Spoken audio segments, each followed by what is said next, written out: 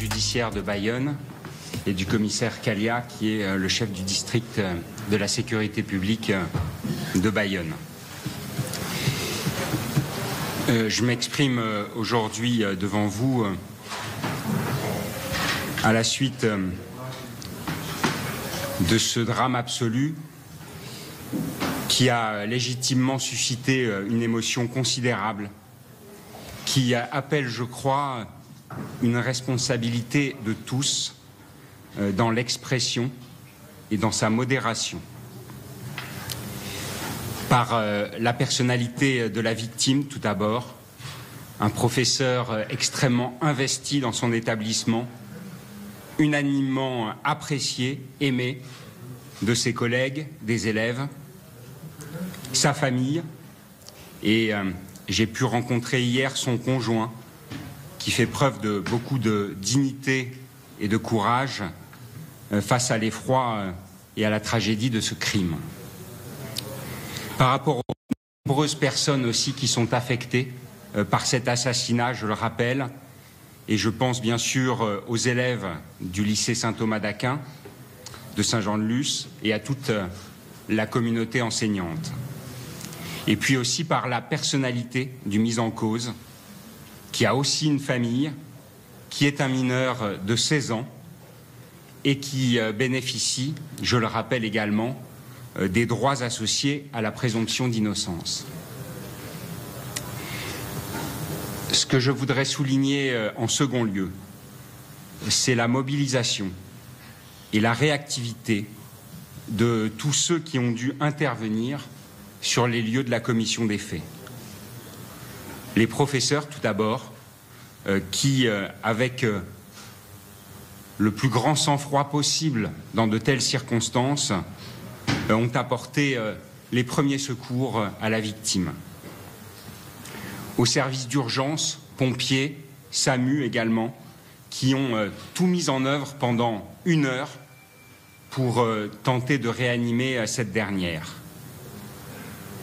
Les intervenants aussi de la cellule psychologique uniquement constituée par le centre hospitalier et par le rectorat pour venir au soutien des élèves extrêmement marqués et choqués bien évidemment, mais également des enseignants présents dans l'établissement. Et puis les services de la sécurité publique de Saint-Jean-de-Luz qui sont intervenus très rapidement, 15 minutes après la commission des faits, et qui ont procédé à l'interpellation du mis en cause. Je le rappelle, cette enquête a été ouverte en flagrance du chef d'assassinat, c'est-à-dire de meurtre avec préméditation, et elle a été confiée au service de la police judiciaire de Bayonne. Dans ce temps extrêmement court, de nombreuses auditions, notamment des élèves, des professeurs, de l'environnement familial du mis en cause, ont été réalisées, conjuguées aux constatations qui ont été faites en matière de police technique et scientifique, d'autopsie, qui permettent aujourd'hui d'avoir une vision assez claire et objective du déroulement des faits, même s'il faut néanmoins les aborder avec précaution parce que, vous l'imaginez bien, cette enquête est loin d'être terminée. Ce que je peux vous dire sur les faits, et ce qui ressort des éléments objectifs qui ont été mis en exergue par les enquêteurs, c'est qu'ils se sont déroulés hier à 9h45 durant un cours d'espagnol. Pendant ce cours, durant lequel l'enseignante se trouvait au tableau, debout, un élève s'est levé, s'est saisi d'un rouleau de sopalin ou de sopalin, s'est approché de la porte de la classe qu'il a verrouillée à l'aide du verrou. Il s'est ensuite dirigé vers son professeur d'espagnol en sortant de ce sopalin un couteau de cuisine avec une lame de 18 cm. Et en s'approchant d'elle, il lui a porté un coup en levant la main droite au-dessus de la tête. Coup porté au niveau du haut de la poitrine et un geste décrit par certains témoins comme rapide, fluide, sans hésitation. Le mis en cause est alors resté debout, comme sidéré, et les élèves qui étaient présents dans la classe ont pris la fuite en courant. Cet élève mis en cause, donc, est entré dans la salle de classe voisine, jouxtant celle dans laquelle se déroulait ce cours d'espagnol. Et à ce moment-là, il faut le noter aussi et le saluer, sont intervenus deux professeurs qui lui ont demandé de lâcher son arme, ce qu'il a fait en déposant le couteau au sol, qui l'ont apaisé, maîtrisé. Et à ce moment-là, ce garçon aurait déclaré « J'ai ruiné ma vie, tout est fini ». Et il aurait fait état également de ce que quelqu'un aurait pris possession de son corps. Une autopsie de la victime a été réalisée ce matin. Des premières conclusions, il apparaît qu'un seul coup violent a été porté de haut en bas, ayant entraîné la section de l'aorte et l'atteinte du poumon droit sur une longueur d'environ 14 cm avec une perforation du sternum. Un coup violent donc, et un coup, et c'est pour cela que je souligne ces conclusions, qui était nécessairement fatal, de sorte que les secours qui ont été portés avec le plus d'efficacité et le plus de rigueur possible ne pouvaient en tout état de cause pas permettre de sauver la victime. L'arme qui a été saisie est un couteau de cuisine, je l'ai dit, avec une lame d'une longueur de 18 cm, couteau de cuisine qui, manifestement, provenait du domicile du père du mis en cause et qui aurait été mis dans son sac par l'adolescent la veille de la commission des faits. Alors, ce qui interpelle, évidemment, ce sont les motivations d'un tel acte, sa prévisibilité éventuelle et la personnalité de l'auteur présumé. Sur ce plan, et je parle sous toute réserve des auditions qui continuent à se dérouler actuellement à l'heure à laquelle je vous parle. Durant sa garde à vue,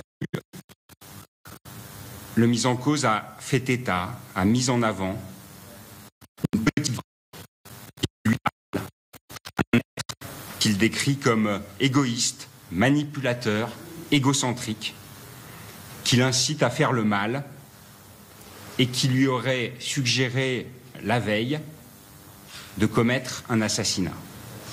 C'est en tout cas ce qu'il a déclaré lors de sa première audition, mais comme je vous l'ai dit, à cette heure, le mis en cause est toujours entendu par les officiers de police judiciaire du SPJ de Bayonne.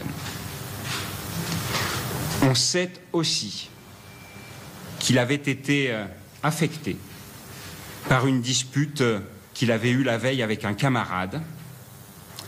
Et sur ce plan, il a eu des propos un peu fluctuants, notamment avec le médecin requis pour l'examiner dans le cadre d'un examen psychiatrique.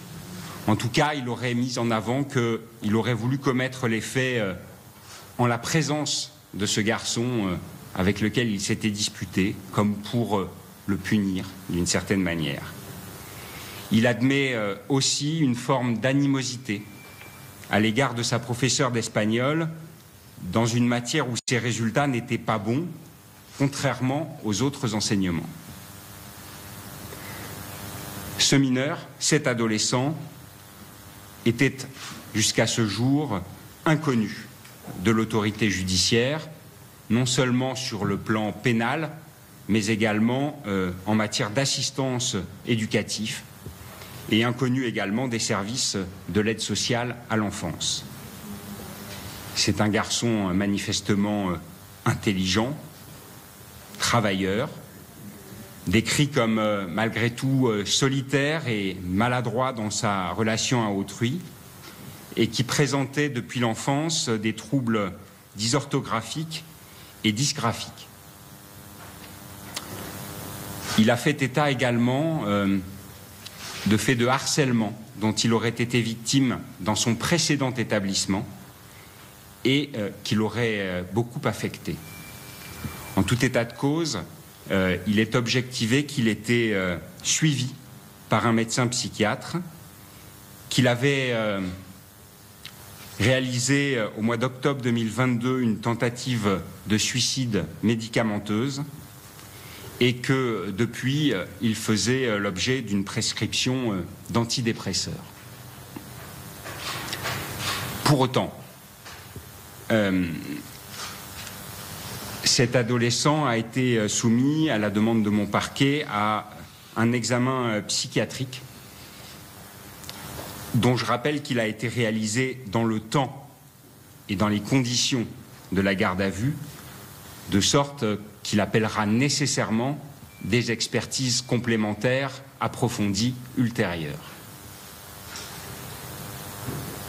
Cet examen révèle des traits de personnalité anxieuse, une forme d'anxiété réactionnelle pouvant perturber son discernement. Néanmoins, l'expert note l'absence de désorganisation en lien avec le déroulement des faits.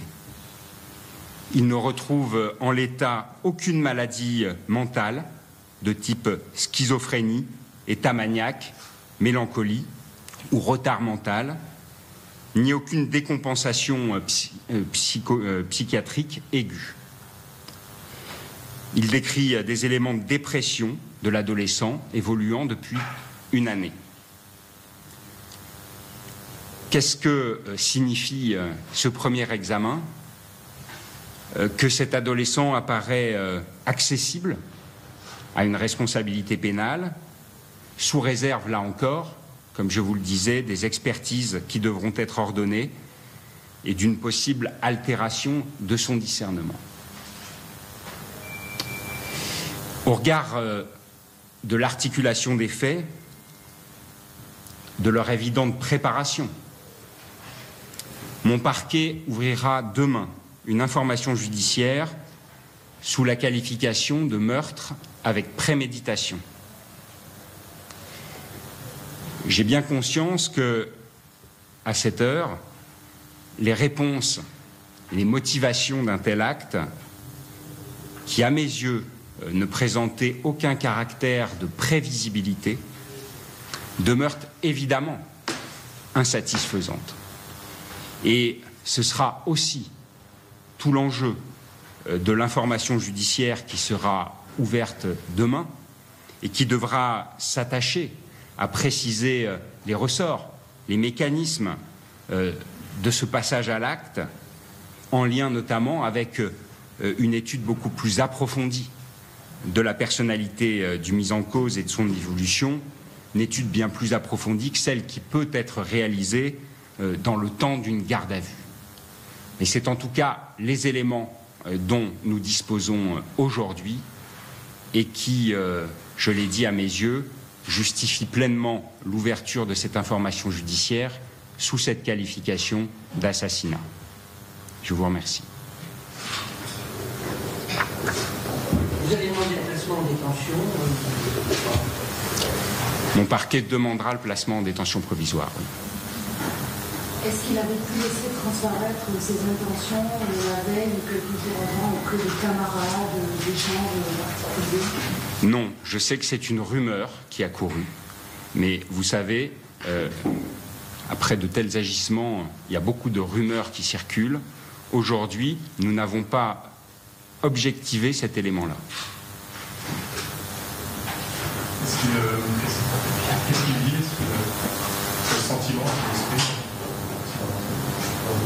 Alors, comme je vous l'ai dit, il y a une audition qui est prévue en ce moment même. C'est un garçon qui, évidemment, ne l'oubliez pas, c'est un garçon de 16 ans, qui est évidemment extrêmement choqué aussi par les faits qu'il a commis, et donc qui, dans sa première audition, ne s'est pas expliqué de manière très précise sur leur déroulement, et qui a beaucoup mis en avant cette espèce de voix à laquelle il semble répondre, ou sous l'impulsion de laquelle il déclare qu'il aurait commis ces faits. Cette espèce de voix, il a